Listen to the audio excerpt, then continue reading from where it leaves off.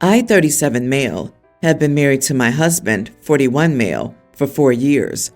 I came out to my family as bi when I was a teen, and from the very beginning, they were nothing but supportive, and to this day, almost my entire family accepts me as who I am.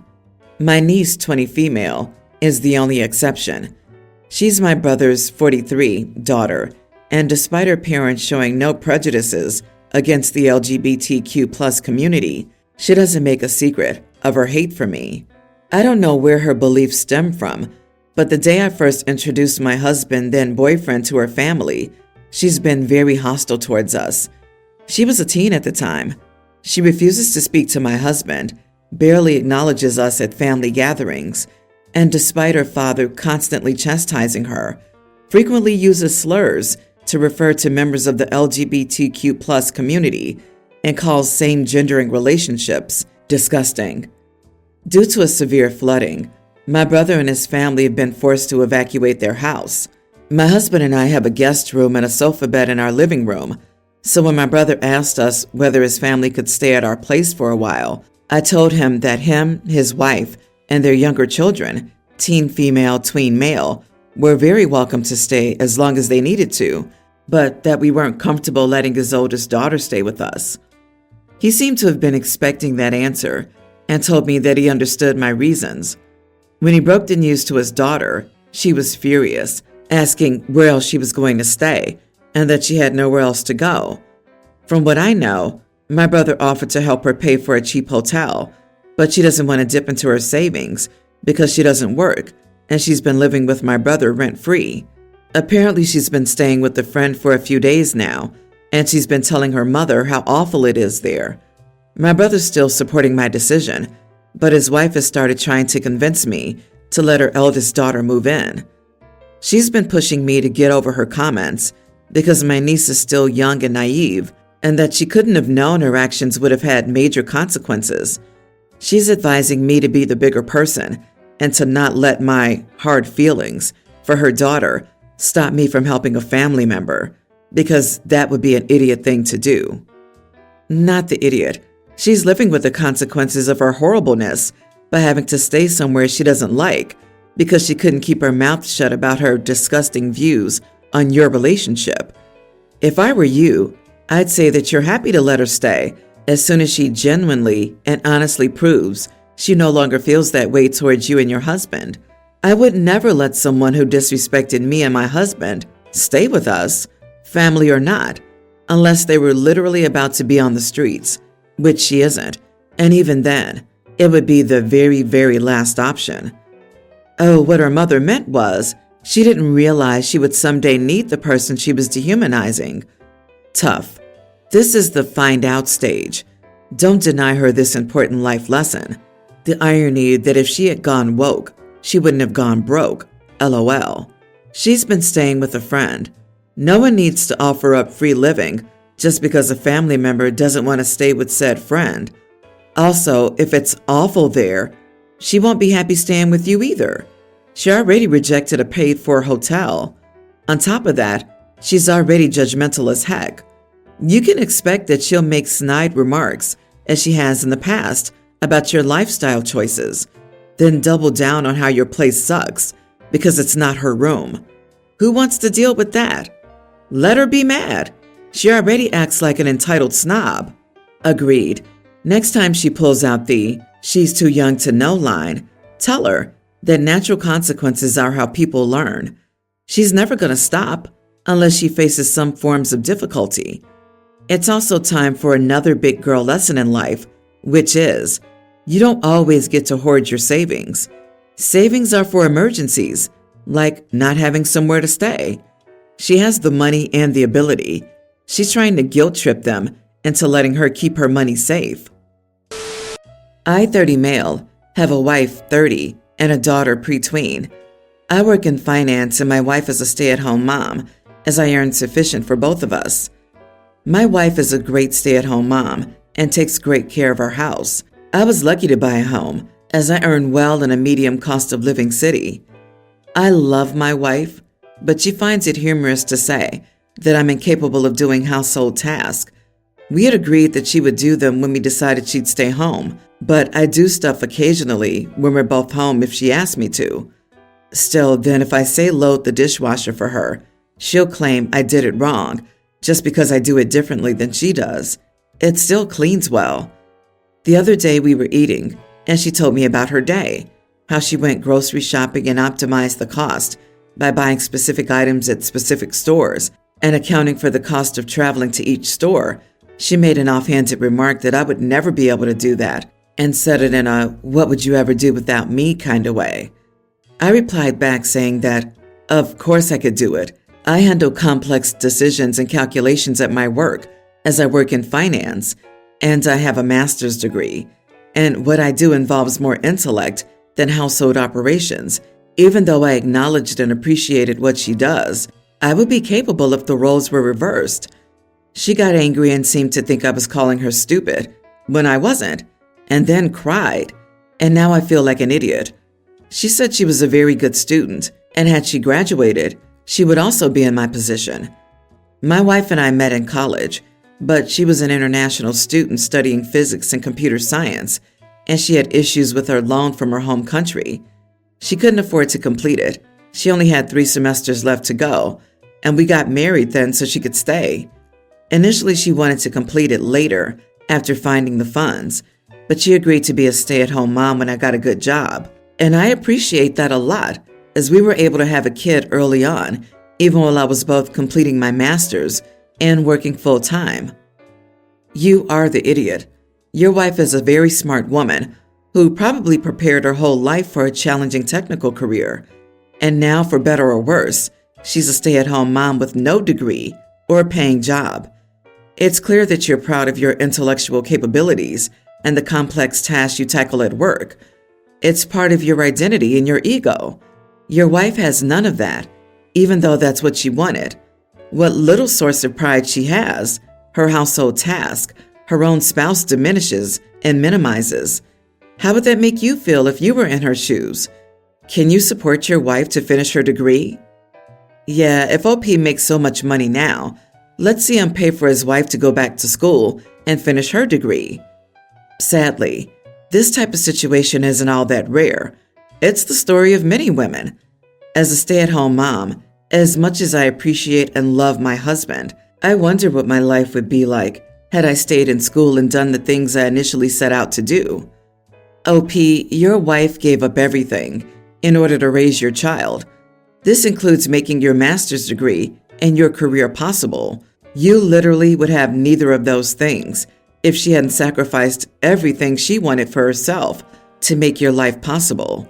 She could have left you with the kid, returned to her home country, and let your dreams fall apart instead of her own. Oh dear, you need to go back to school. I will say that again, as you're a slow learner, Mr. Master's degree. She wanted recognition of her value to you. A few weeks ago, a friend, 27 female, from high school, reached out to me.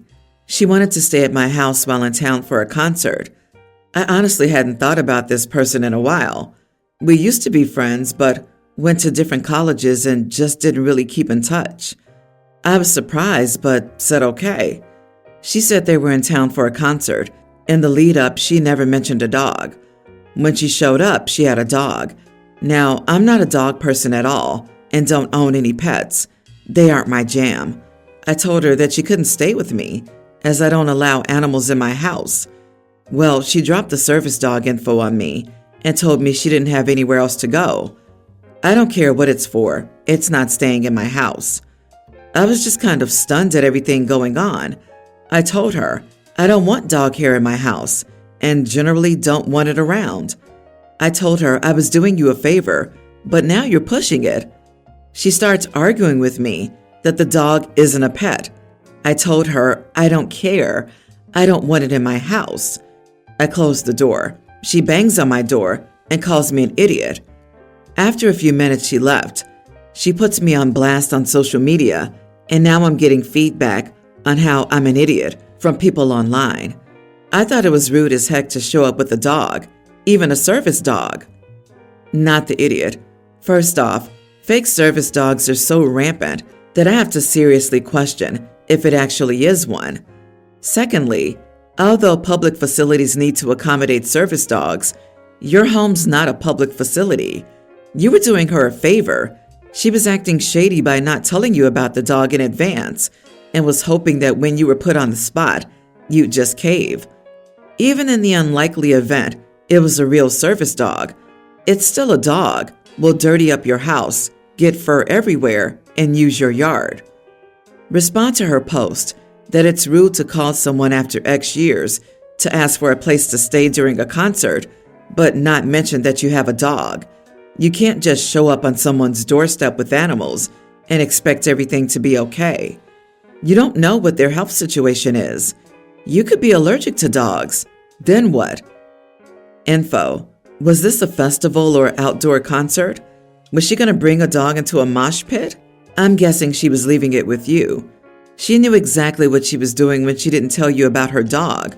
She was obviously surprised you stuck to your guns and said no. I'm a huge animal person, and I would never expect someone to just accommodate my pet without notice.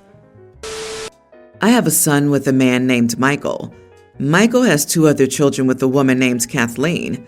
Neither of us is currently in a relationship with Michael, and we don't exactly know where he is because he moves around a lot.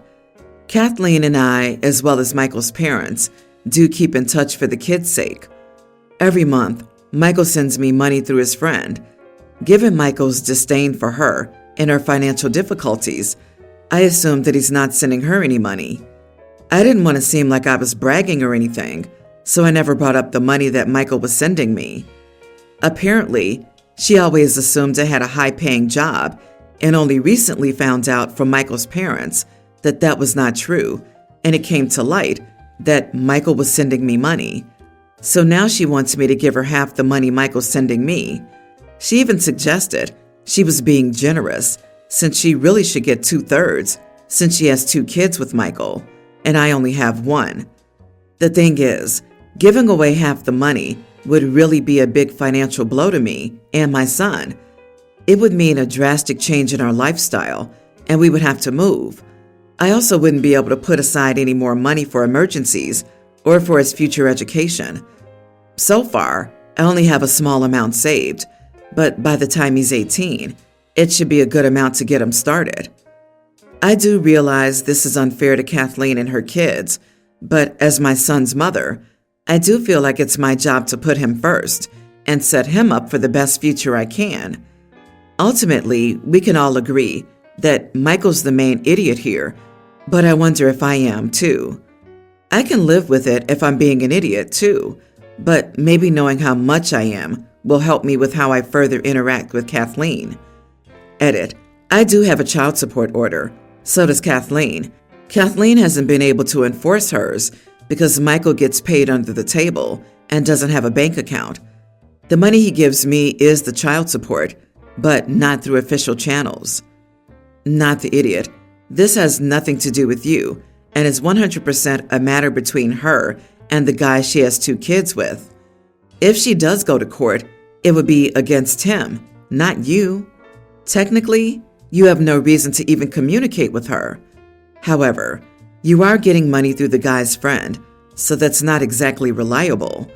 I wouldn't be basing my current lifestyle around such a nebulous source of money that could go away entirely at any point. This, OMG, that friend could be skimming some of it off the top already. Michael is an idiot though. Come tax time or Social Security time, his kid's mom will get the court-ordered child support. All the dodging and avoiding he's doing isn't helping him in the long run. My child support dodging ex does the same thing. He's going to be working until the day that he dies because he's not paid any money into Social Security, so he'll receive nothing then.